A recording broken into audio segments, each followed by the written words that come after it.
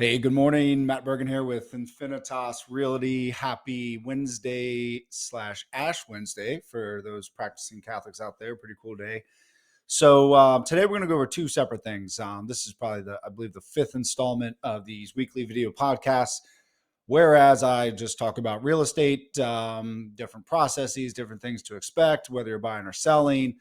But today I'm going to talk about the state of the real estate market in the Tri-County area. And then I'm going to flip over and show the Property One platform that I've built with my two partners and explain why we built it, what it does, and why it truly and objectively separates my client's experience from anybody else.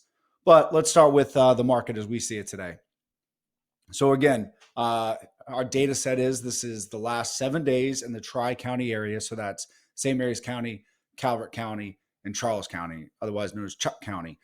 So we've got 50 properties that are coming soon. So as we go through this, just know this represents a real estate market that is on an upward trajectory.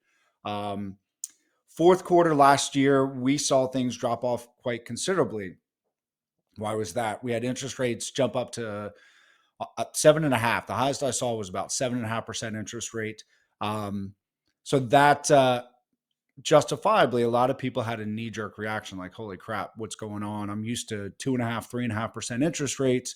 We're sitting at 7.5%, and we're not going to do anything. We're going to ride this out, see what happens. So those interest rates have come down a bit, and people have acclimated to higher interest rates. We also typically in the fourth quarter of the calendar year, you're coming into Thanksgiving, you're coming into Christmas. People aren't hyper focused on buying or selling homes. They're, getting ready for Thanksgiving, traveling or having family in. Then you're worried about getting Christmas ready, decorations, buying presents, traveling, having people in, all that stuff. So I was optimistic and curious to see what Q1 of 2023 was going to bring. And every week it's gotten a little bit better. And to the point where I say it's strong from both sides. So it's not overly or unequally balanced to the seller side, and it's not unequally balanced to the buyer side. It is strong for both respective parties. So again, last 7 days, 50 properties coming soon. So what is this? If you haven't heard me go through this data before, I'll explain it. When you're selling a property, you can put that property prior to activation, you can categorize it as coming soon in the MLS for up to 21 days prior to activation. The purpose of this is to let the buyer populace know that you've got a property coming soon and generate interest prior to activation. Speaking of activation, 81 properties in the last week have activated. So again, these numbers are trending upwards. As we come into warmer weather, as the real estate market gets stronger, as interest rates come down, as people see other people selling houses and other people buying houses, they feel more comfortable engaging in the real estate arena. And the data just mirrors that. Back to active. So what that means is a property that was active was removed from the market in some capacity and has been brought back to active. Usually that is to perform some sort of repair or upgrade derived from previously being under contract. So maybe like the previous contract fell through because the roof was bad and the sellers elected to have the roof replaced, but they don't want people walking through while you got roofers up there and nails all over the place and banging and hammers. So they just temporarily took it off the market, replaced the roof, put it back on. It could be for a multitude of reasons, but usually it's to make some sort of repair or improvement. Price decrease. So we're seeing these numbers go up. A lot of sellers are coming out of the gate pricing their property like it's 2021. Well, it's 2023. The market is not crazy like it was before. So these price decreases are not necessarily like selling for below market value. They're decreasing the list price to a point that's more reflective of today's market. Price increase. 13. So we see a pretty notable disparity there. More sellers are decreasing price than increasing price. So The main reason why sellers increase price is because they've made some sort of repair or improvement. So let's say they put a $12,000 to $15,000 roof on, they usually will increase the price to reflect that. They've made a capital improvement to the property. Active under contract. So this means the property has gone under contract, but it can still actively be shown because the buyer's contract, within it, there's some sort of contingency. They need a home sale contingency, financing, inspections, things like that. Whereas pending is under contract, but the scope of that contract is void of any buyer contingencies. Both very strong numbers, 67 and 75. Actually, it is kind of interesting. Usually you're active under contract. You will have more active under contract properties than pending properties. So this is pretty unique. Closed as in settled as in sold. In the last week, 70 homes in the Tri-County area have sold. Temporarily off market. So you heard me talk before with back to active. This is usually the category with which it falls under. They will temporarily remove the listing, or which suspends showings while they address something, usually some form of a capital improvement. Withdrawn. So 17 properties have been withdrawn from the market. Either they didn't sell, there was an issue, they couldn't yield the results that the seller were looking for. Canceled. So the seller has elected to cancel the listing. Maybe they weren't pleased with the way things were going. Maybe they weren't pleased with their respective listing agent. Maybe they just changed their mind. You know what? We decided not to sell. Expired, which means the agreed upon period of performance between the seller and the listing agent. So you set those time parameters. I'll give you 6 months, a year, whatever. That just means that period of performance has expired and the seller has chosen not to renew that listing agreement. So the listing just expired. So what does the data show? Where are we sitting at? All right, we're sitting good on time. So this data shows that the market is strong. If you have been kind of like just sitting back, waiting, evaluating, assessing where the market was going to go, I can understand that. It's justifiable. But if you are looking to sell, looking to buy, you're not the only one. So, the data just shows week over week that things are improving, both on the sale side and the buy side. So if you're looking at coming soons, those are sellers. That's 50 sellers. And it's probably more because not every agent utilizes that coming soon feature / function. But at least 50 sellers have said, all right, let's bring our property to market. Several of those are my clients. Thank you. Thank you to the clients. Newly active 81 sellers have gotten to the point of activating a property. And then once we go to active under contract, pending, and closed, that shows buyers executing a contract, either initial execution of a contract or a full execution of contract by way of closing or settling on the house.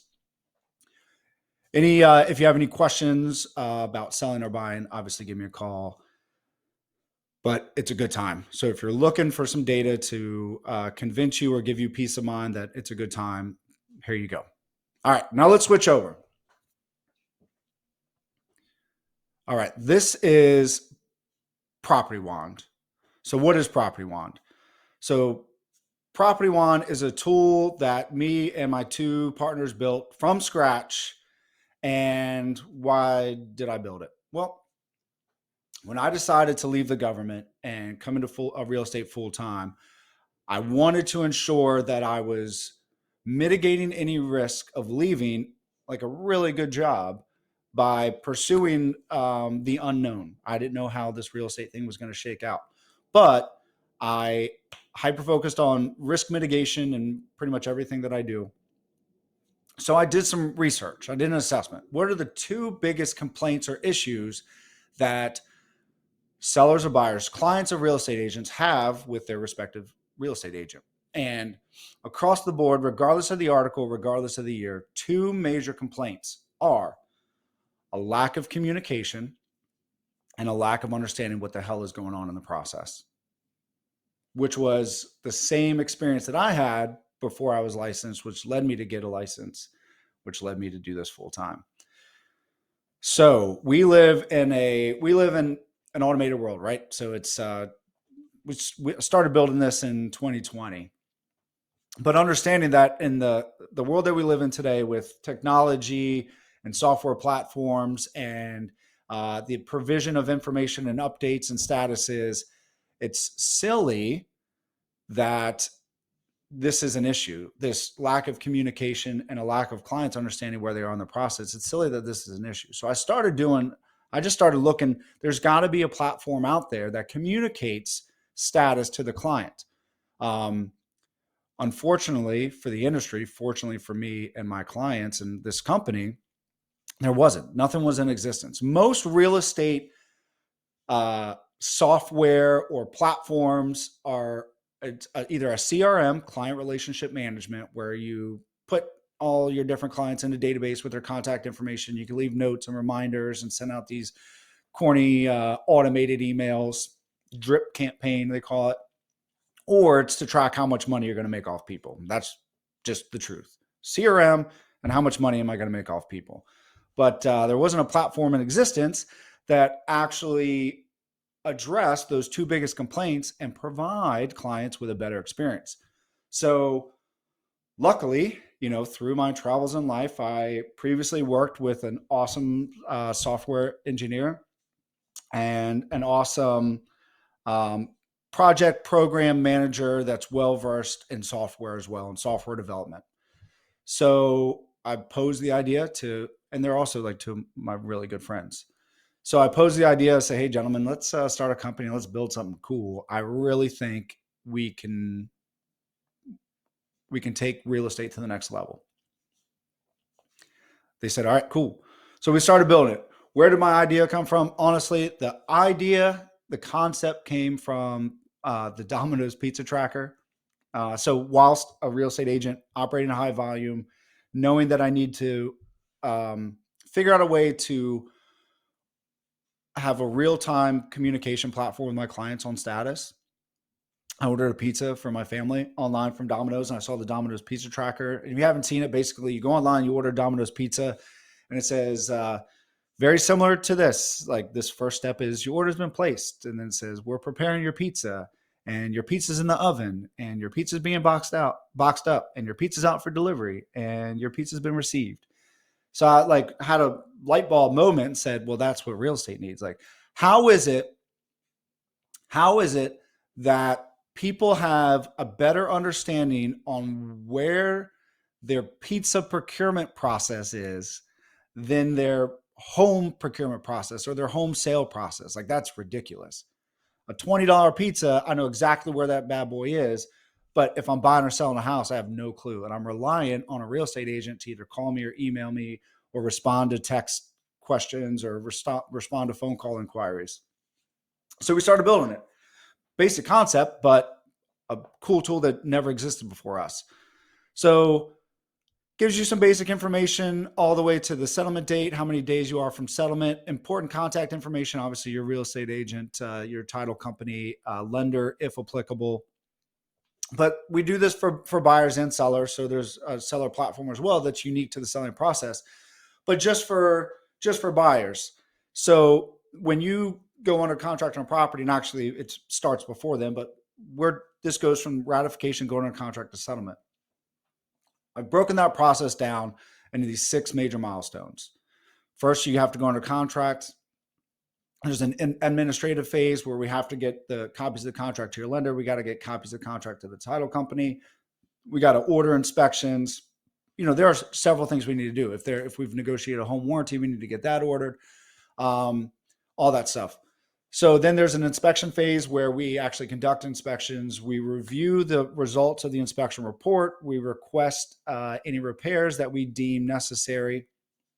Third milestone, fourth milestone, financing. We got to make sure we get the lender any documentation that they need per the underwriter, finish that loan underwrite, and just make sure that we are fully postured for financing. Then, as you can see, in this case, we are in the settlement preparation phase. There are additional things we need to do to prepare for settlement. We got to start arranging cable and internet to be turned on or installed at the house. We got to arrange for Smeco and Tri-Carrier and Smeco, Southern Maryland Electric Company, or making sure that you've got movers set up, that we've got that we know what the daytime location of settlement are, all those good things. And then last milestone, usually people's favorite, is the actual settlement date. But we go beyond that. So this little legend here just let you know who the responsible party is, because we call that information out. So as you can see, these were the required steps to get the home under contract. Then in the administrative phase, this reminds the buyers you have to turn in your earnest money deposit. It tells you who the responsible party is. B is for buyer. It tells you who what the due date is.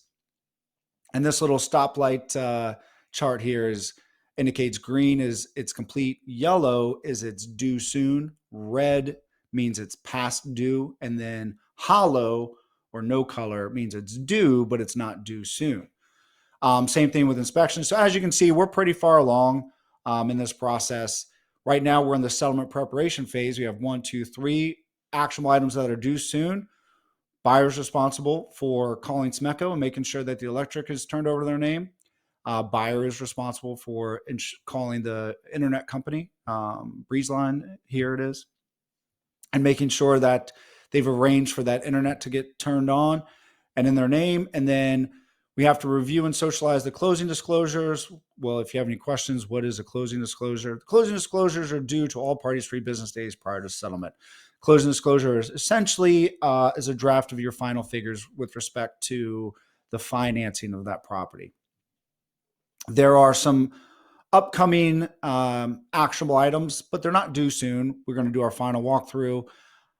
I will remind my buyers of where to be and when to be there. And then buyers need to wire the funds to the title company ahead of settlement. So that way on the date of settlement, those, whatever your closing costs are sitting in the title company's escrow account. Date of settlement, we haven't gotten to this milestone yet, but just so you can see, be safe, bring 2 forms of ID. Some lenders require it, not all. I want to make sure that we collect the keys and the garage clicker if applicable. I can't tell you how many times people will leave a settlement table after buying a house and forget to collect the actual keys to the house. And then we want to make sure that we get the buyers a copy of their settlement. They got a copy of their contract. They got a copy of the ALTA. But yeah, so I built this. Well, not me physically. I helped build this. It's called Property One. The whole idea, the forcing function, is how to provide a better experience to my clients. And then it's open. So I think we've got, I don't know how many users, but I think we're in like 5 countries right now, which is pretty cool. But not only how do my clients have a better experience, but what is something that I can create that improves the real estate industry on a whole?